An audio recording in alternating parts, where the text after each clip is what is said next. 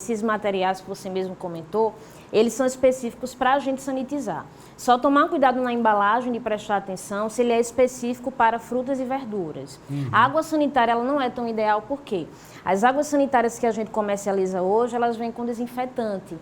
Então, quando você higieniza os alimentos com aquela água sanitária, pode ter o resquício, vai ter, na verdade, do desinfetante. E aí ele pode ocasionar um mal à saúde. Eita! Então, aí o ideal é você lavar em água corrente mesmo e, de repente, se for sanitizar realmente, você comprar essas substâncias que elas são específicas para isso. Agora, a quantidade de água, tudo isso vem numa indicação de embalagem, por exemplo, desses produtos, né, que vem dos supermercados. A quantidade de água para a quantidade de fruta ou de verdura, mas nem sempre se obedece. Pela pressa também, então, para fazer de olho, junta uma bacia, coloca tudo ali, enche d'água, dá uma xiringada com aquele negócio. Isso também pode ser prejudicial, né? Por conta da quantidade errada, né? Pode ser prejudicial. Então, o interessante é você ler realmente o rótulo, ver as indicações que o produto ele coloca e ter um pouquinho de cuidado. Você falou uma coisa bem interessante, quando a gente for sanitizar, tomar cuidado porque, por exemplo, tem gente que coloca ali uma tomate com couve-folha ou uma alface com uma maçã.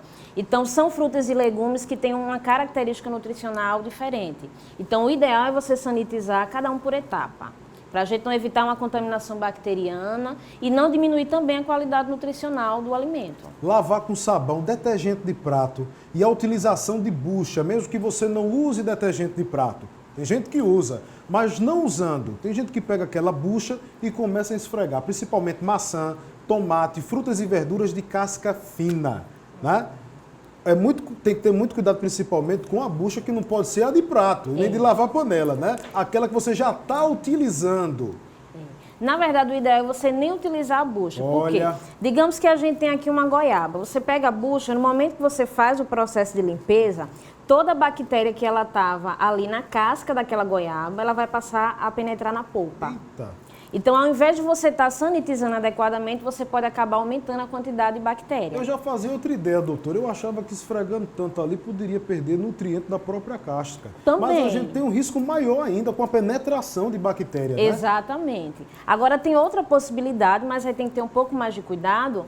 A esponja, ela tem duas superfícies, né? Então, tem aquela superfície amarela, que se você utilizar ela adequadamente e não colocar muita força, você pode até utilizar para higienizar, por exemplo, uma maçã, uma goiaba, uma pera. Mas o complicado é você colocar muita força, tirar a casca, a proteção da casca realmente.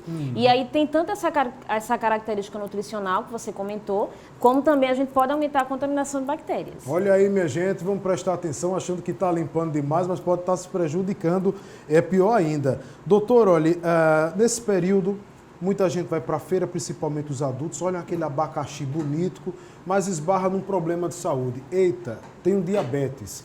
A gente também tem um número que é preocupante de crianças diabéticas.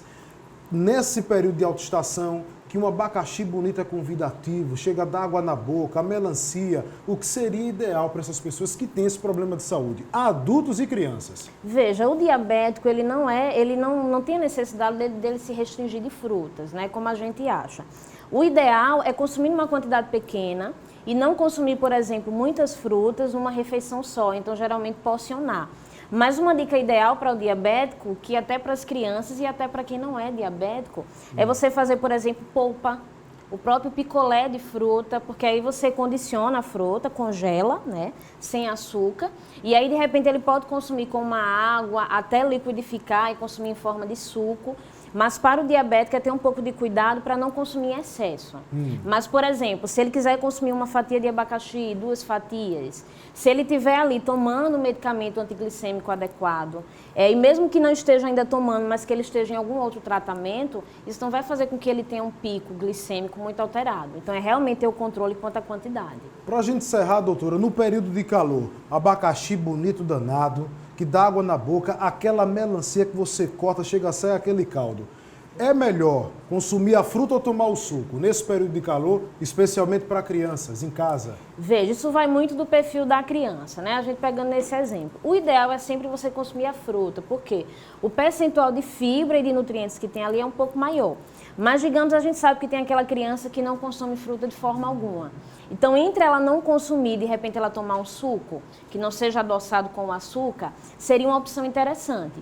Outra opção também, né, como a gente já comentou, é, de repente, fazer picolé de fruta, porque aí tem a temperatura, que é um pouco mais fria, então, para esse calor vai ajudar bastante, e vai ter o adocicado da fruta. Então, aproveitar frutas, por exemplo, como o abacaxi, a própria laranja, a melancia, que ela já tem um valor de frutose, de carboidrato um pouquinho alto, então já é doce.